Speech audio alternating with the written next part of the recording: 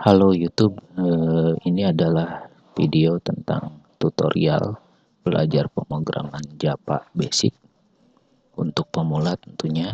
Ini adalah video yang ketiga. Di video sebelumnya kita sudah belajar mempraktekkan membuat program sederhana. Ini kode yang sudah kita buat. Nah, sedikit mereview tentang kode yang kita buat ini, bahwa semua kode di Java ini akan dibungkus di dalam sebuah kelas. Jadi di sini kita kasih nama kelasnya kelas belajar, ditandai dengan kurung kurawal buka dan diakhiri dengan kurung kurawal tutup. Semua kode akan ditulis di dalam kelas ini. Kemudian yang kedua, nama kelas itu harus sama dengan file. Jadi kalau nama kelasnya belajar, maka nama file ketika kita menyimpan itu harus belajar.java. Kemudian bagian dari kelas akan diawali dengan tadi yang sudah dibilang, dibuka kurung kurawal, diawali dengan buka kurung kurawal dan diakhiri dengan tutup kurung kurawal. Kemudian penulisan kode di Java adalah case sensitive. Jadi harus berhati-hati deretan keyword ini. Jika satu saja tidak sesuai dengan yang seharusnya, misalkan static ini huruf besar S-nya, atau string ini huruf kecil S-nya, otomatis akan error atau program tidak bisa dijalankan. Kemudian setiap kode perintah di Java diakhiri oleh titik koma. Ini contohnya, jadi ada perintah untuk menampilkan kalimat ini ke monitor, kemudian diakhiri titik koma. Penjelasan detail dari setiap keyword ini dan kenapa harus begini, kenapa harus begitu nanti akan dibahas di video-video berikutnya. Jadi jangan khawatir, tidak mesti langsung paham saat ini juga. Kemudian ini kita sudah tahu salah satu sintak atau kode perintah untuk menampilkan output program ke monitor adalah ini, sistem out print line. Nah, nanti kita akan menguji apa perbedaan antara print saja atau print line. Kemudian setiap program yang dibuat akan dijalankan pada sebuah main method. Yang dimaksud main method ini adalah jadi ketika kelas berisi deretan keyword ini, maka otomatis kelas tersebut bisa dibilang sebagai kelas utama atau main kelas, di mana kelas utama atau main kelas ini berfungsi untuk menjalankan perintah-perintah. Jadi kalau seandainya saya buat kelas tanpa keyword main kelas ini, maka otomatis kelas tersebut tidak akan menjalankan sendiri program atau kode-kode yang kita buat.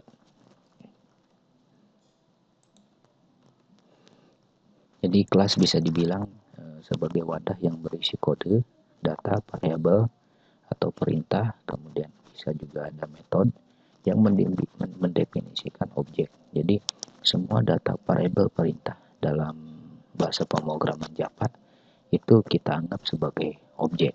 Kelas itu sendiri sebagai objek besarnya. Kemudian main kelas bisa dibilang kelas utama tadi, kelas untuk menjalankan semua kode yang sudah kita buat.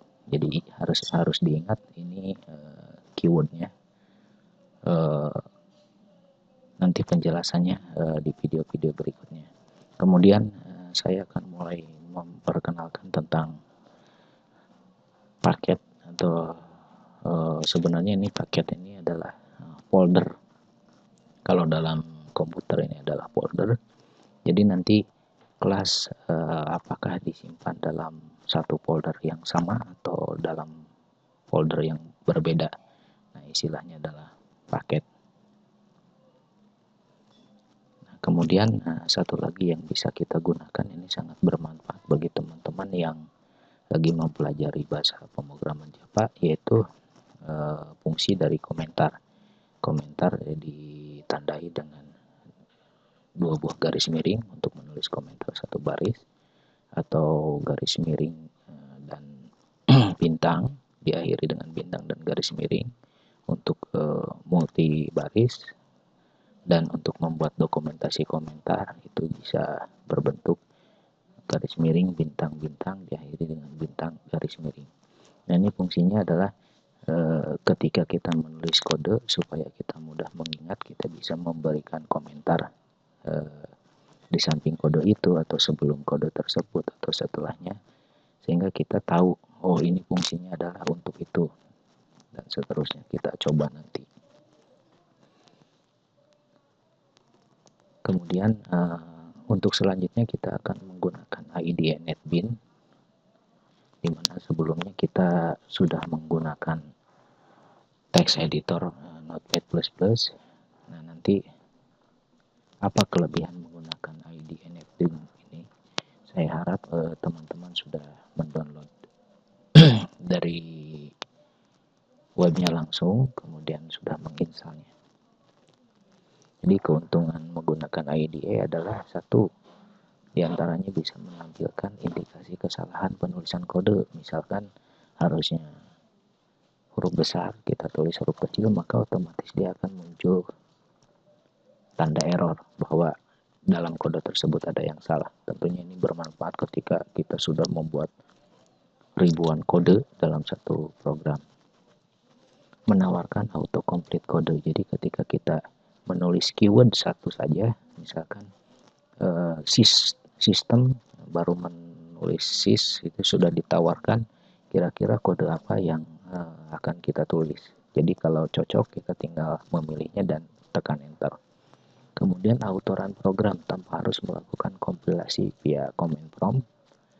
Jadi nggak perlu dikompil lagi karena sudah disediakan atau dilakukan otomatis oleh IDE dengan hanya menekan tombol run, dan hasil output yang ditampilkan itu di halaman yang sama. Jadi tidak perlu membuka ini membuka itu untuk melihat hasilnya.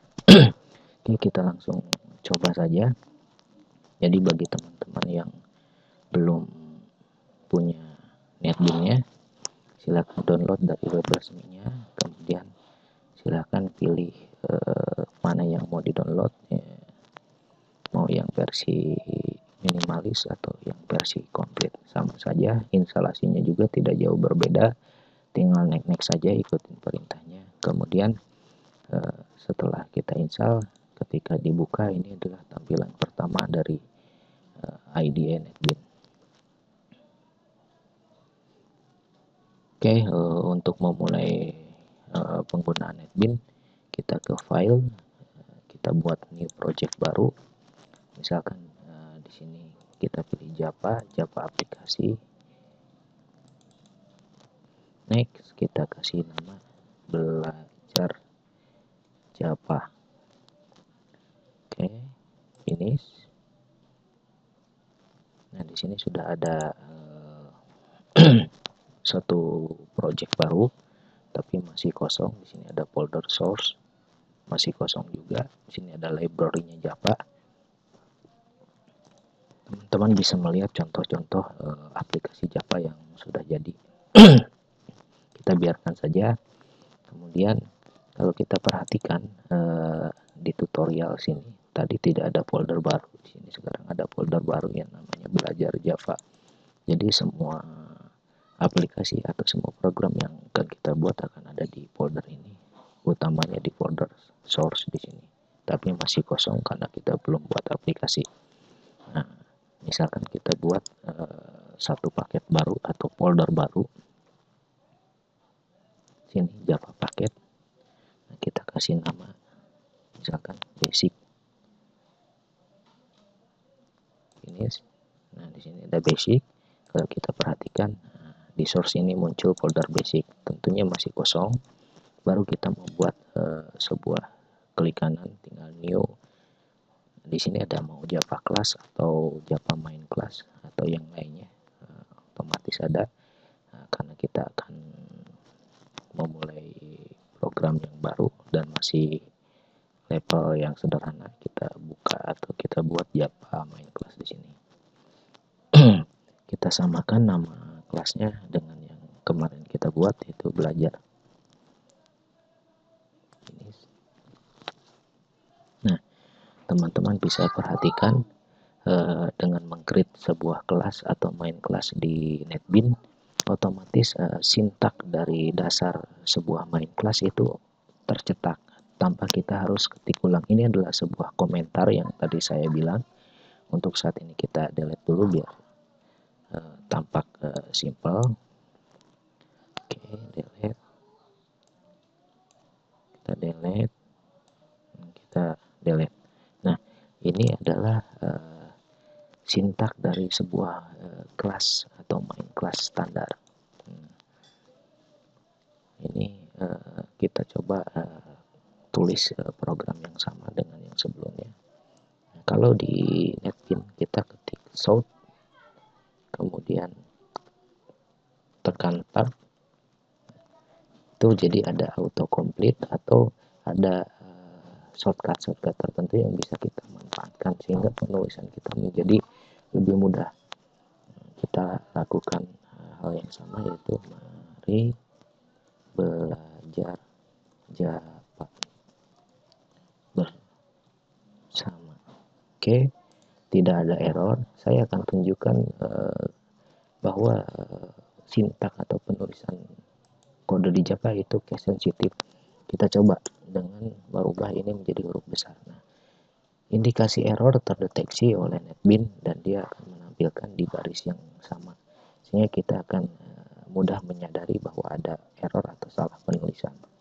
Oke, public. Nah, kemarin kita buat tanpa public, di sini langsung kelas belajar. Apa perbedaannya?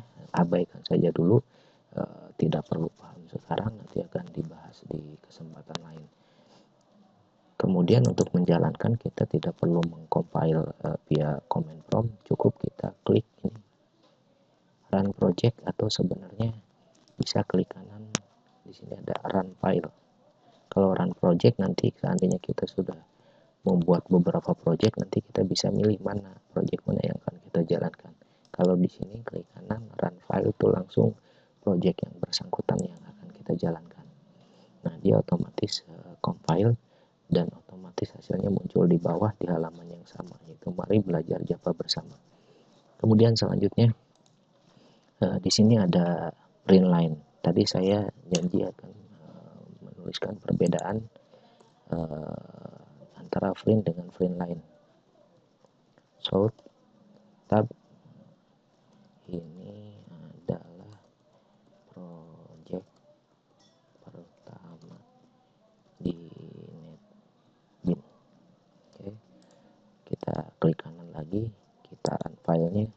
Nah, mari belajar Java bersama ini adalah project pertama di NetBeans. Jika di sini tidak ada kata lain, artinya maka teks berikutnya akan dicetak atau ditampilkan sebaris dengan teks yang di atas. Nah, berbeda halnya kalau saya buat di sini pakai line, kita lihat hasilnya. Nah, jadi mari belajar Java bersama, kemudian dia akan ke baris baru. Ini adalah project pertama di NetBeans. Kemudian jika saya membuat komentar di sini, nah ini adalah perintah untuk menampilkan kalimat di monitor seperti ini. Ini tidak akan diproses, tidak akan membuat error kecuali tanda komentar ini kita hapus atau kurang satu, maka ini akan muncul pesan error di sini.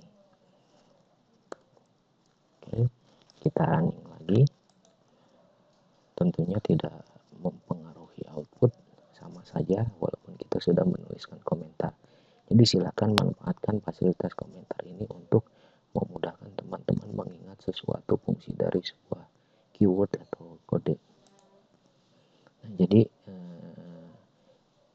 sekali lagi bahwa teman-teman harus sudah tahu, bukan paham ya, harus sudah tahu bahwa sebuah kelas standar atau main kelas yang standar adalah sintaknya seperti ini. Ada nama kelasnya, kemudian ada keyword public, static void, main, string, arg. Jangan lupa ini ada buka tutup kurung awal, ya ini untuk metode mainnya, yang ini adalah untuk kelasnya. Jadi tanpa ini pun kalau saya buang, sebenarnya ini sudah bisa berjalan, tetapi tentu saja dia tidak menampilkan output karena kita tidak memberikan perintah itu. Ini tidak akan error. Ctrl Z, run file. Oke, nah ini paket basic itu sendiri. Kita perhatikan sekarang di folder basic itu ada nama file namanya belajar Java. Nah itu kira-kira untuk video ini. Jadi mudah-mudahan teman-teman bisa paham tentang sintaks standar di Java main class. Silahkan dicoba berulang-ulang, silahkan masukkan beberapa kata di sini, bereksperimen. Yang penting kata itu berada dalam tanda kurung, kemudian dalam tanda kutip. Selanjutnya kita akan belajar tentang variabel di Java di video-video berikutnya. Jadi silahkan subscribe channel ini untuk melanjutkan proses belajar dari pemrograman Java Basic. Terima kasih.